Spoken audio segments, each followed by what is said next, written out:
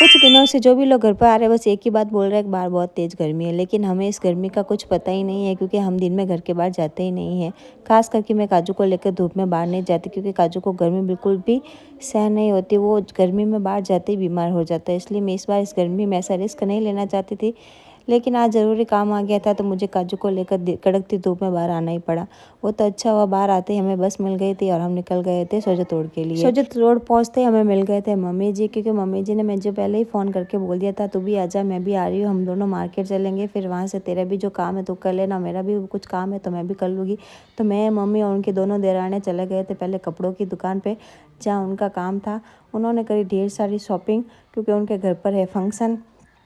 उनको शॉपिंग करते करते 3 घंटे लग गए, मैं तो पूरी तरह बोर हो गई। फिर वहाँ से मैं चली गई थी फैंसी स्टोर जहाँ से मेरा काम था। मैंने अपना काम कर लिया, मैंने अपने सारे सामान ले लिए। फिर हम जैसे ही घर के लिए आ रहे थे तो रास्ते में हमें भूख लग गई थी और उसी वक्त आ गए थे भरत भैया और ज्योति दी। फिर हम सब ने नाश्ता किया।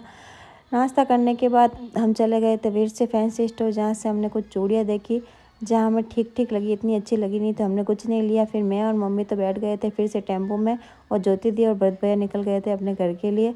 इतनी तेज़ धूप थी कि मैंने तो कसम खा ली थी इस धूप में वापस बाहर तो नहीं निकलूंगी। फिर हम घर पे पहुंच गए थे। घर पे आकर मैंने पी गर्मा गर्म चाय। आज के लिए बस इतने, मिलते हैं नेक्स्ट ब्लॉग में। ब्लॉग अच्छा लगे तो लाइक कमेंट शेयर जरूर करना।